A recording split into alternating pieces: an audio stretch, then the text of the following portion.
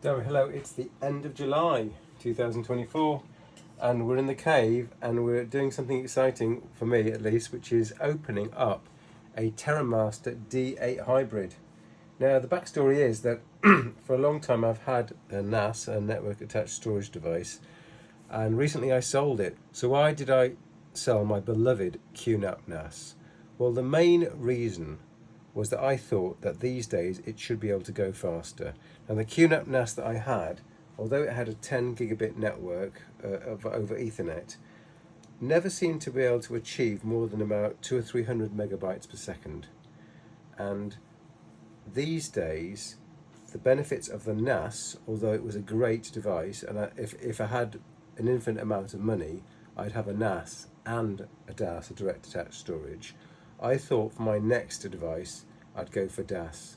Now, TerraMaster is a relatively new entrant to the marketplace, and they produce some, quotes, cheap stuff.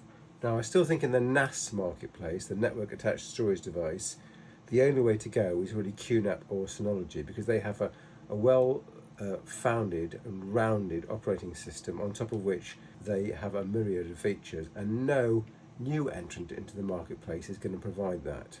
But right now I've got a new mini Windows based server, and I intend to attach this, which is an 8-bay, as TerraMaster would call it, hybrid RAID enclosure. So let's get on with the unboxing. Now, I would say that I was part of a Kickstarter project, and it was months ago, not weeks ago, and it was so long that I can't remember how many months ago it was. So this just arrived. Well, it didn't just arrive, it arrived a week or two ago, but I've literally been so busy that I've not had time to open it. So today I'm opening it a bit late in the day, but literally I have unfortunately I've had much higher priority things to get on with. So this is literally the shipping box. That's the shipping box, and there is Mr. Data Storage Manager. Now, this is a direct attached storage device, i.e. it's not a network attached storage device, and it doesn't even have a Thunderbolt interface, so that's even more annoying.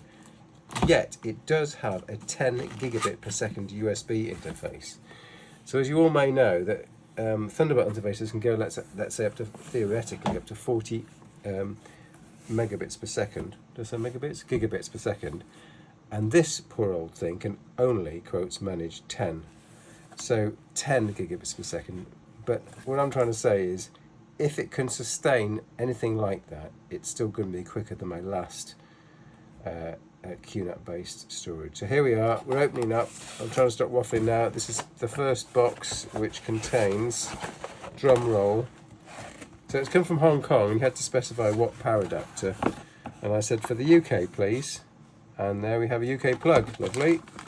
And what have we got here? We've got an AC adapter, and it's 90 watts. Thank you. One of the world's smallest screwdriver, and it looks like a USB-C cable. So it's not a Thunderbolt cable, it's just a plain old USB 3.2 cable.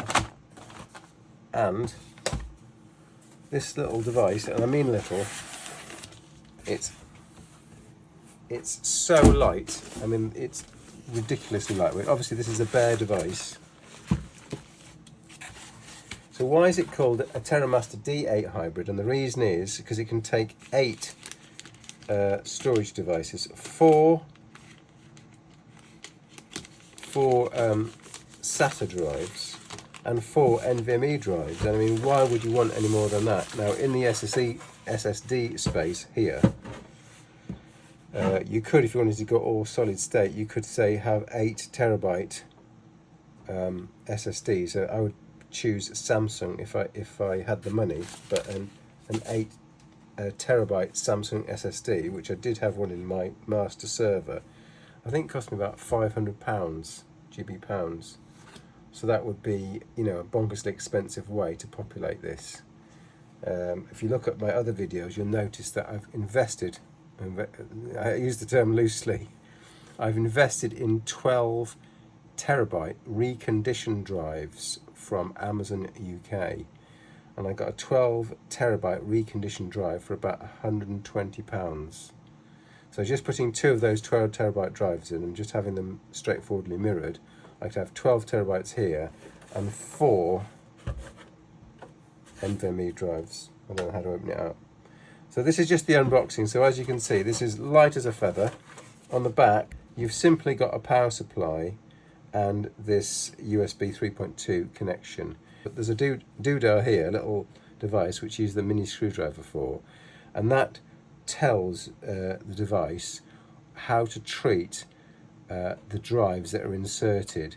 And I seem to recall that you can have them as just single drives, or you can have them in RAID 0 or RAID 1 for the first, I think it's the first 2 drives.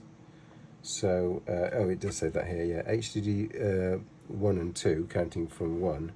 So, for the first 2 spinning drives or SATA drives, you can have a different configuration in that you can have, let's say, them simply mirrored, for example. So that might be my choice, because I've spent little money on those 12 terabyte drives and they are reconditioned, so they could fail. I could have that as the 12 terabyte mirror, and then I could, for example, put 4 times 2 terabytes in here. You can get up to 8 terabytes in the NVMe world. 4 terabytes now can come in at about roughly £200. So if you had 4 times 2, 800, if you spent £800 on NVMe drives, you could have 4 times 4, which is 16 terabytes of drive. So again, you could mirror that in a software way, and so in my example, I'd have 8 plus 12, and I'd have a 20 terabyte mirrored system. So that would be pretty good. And again, if I really had the money, I'd make it all solid state. So back to the main point. This is a D8 hybrid. It's available pretty cheaply now, I think, and available to be bought from TerraMaster UK themselves. It's light as anything. There's a single USB-C connection here.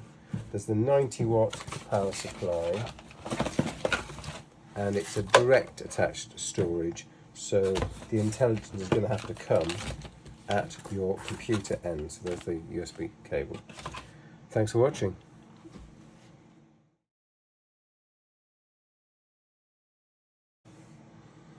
Oh yes, one more thing. Of course, I couldn't resist showing you how it opens up, because it's relatively straightforward.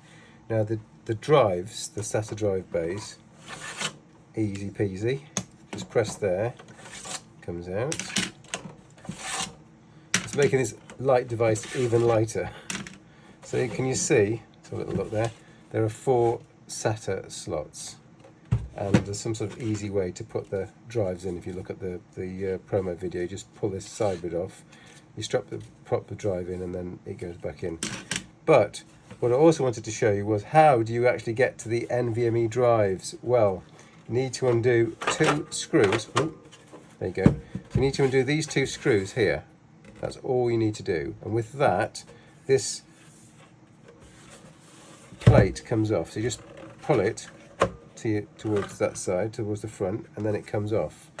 And there you see the piece de resistance, which is 4 NVMe drive bays. So that's it. How wonderful is that? So we've got 4 here and 4 there, connected via that USB 3.2 interface. Alright, that really is it this time. Thanks for watching.